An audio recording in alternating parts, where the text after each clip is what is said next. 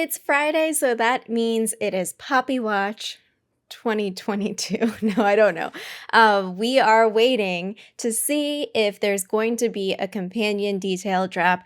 Given the pattern, Monday post with Sebastian, Wednesday with Natsai, it seems very likely that Poppy will be today. I'm going to hold out to see if Chandler says anything on Twitter as well about the Ravenclaw companion, but we'll see. All right, we have it. This Hufflepuff has a heart for all magical creatures. I mean, she looks pretty.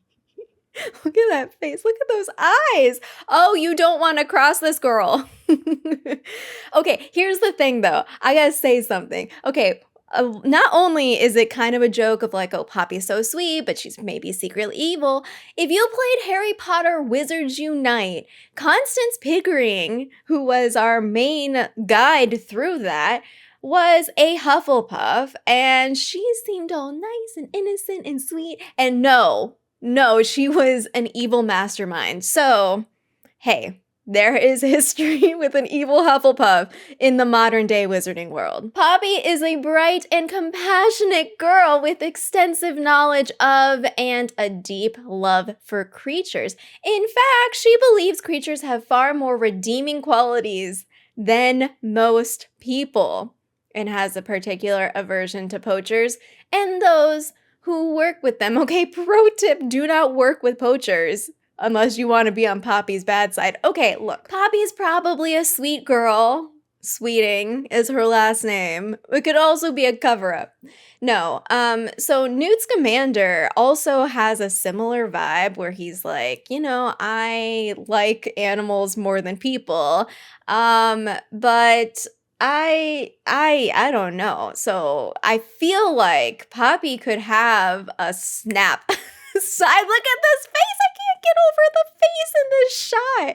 Oh my gosh. You know, I very much enjoy the smolder smolder might not be the right word. I love the intensity of the faces on these companion cards. It started with Sebastian, then Natsai, and now Poppy. All of them are serious. Like, I know we're in 5th year, so, you know, we're coming into our adulthood here where we have, you know, so Natsai in particular has this drive for justice. And so, like, we are kids that are becoming adults that have, you know, we're driven by motivations of good, to do good in the wizarding world.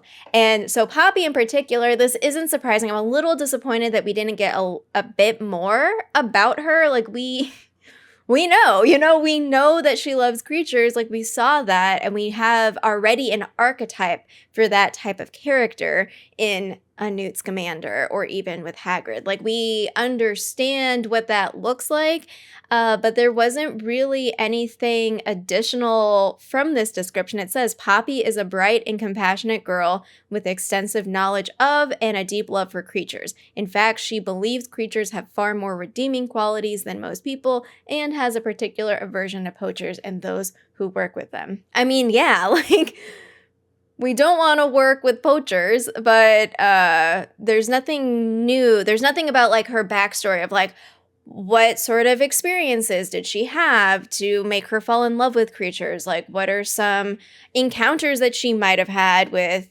poachers or experiences that, or maybe this is the first time, I don't know, but there's not really much in here that is new. And there's no mention that she's related to any Scamander.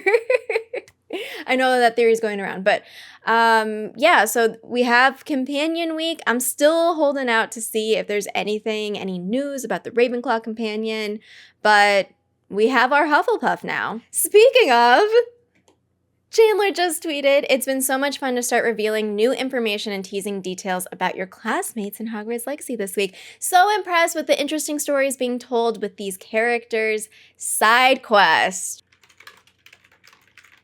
I mean, it says about your new classmates in Hogwarts Legacy this. I'm gonna take the literal words here and say that there is no Ravenclaw companion information to come, because it says this week. I mean, it could just be retrospective, like, oh, this week we talked about your classmates in Hogwarts Legacy, but hey, my birthday is next week, and I would absolutely love to see just the full spotlight on Ravenclaw Companion.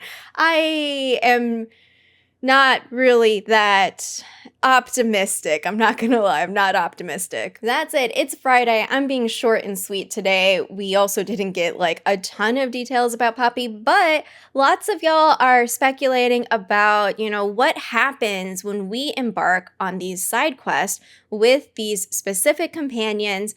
What is the reward out of it? Sure, there will be quests and rewards along the way, but ultimately, what happens at the end? Will we become masters of the dark arts? Will we learn wandless magic? What are the sorts of things at the end of these companion side quests? I'd love to know all of your thoughts about that.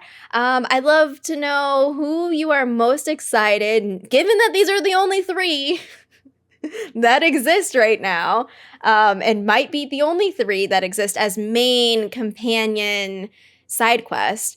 Which of these 3 do you think you'll be running to first? I mean, it's gonna be really hard for me between Sebastian and Natsai. I think I'm still leaning Sebastian just because of that personal connection I talked about. You can check out my Sebastian video for more details there. But let me know what you think in the comments down below. Thanks so much for watching, and until next time, Juan's ready.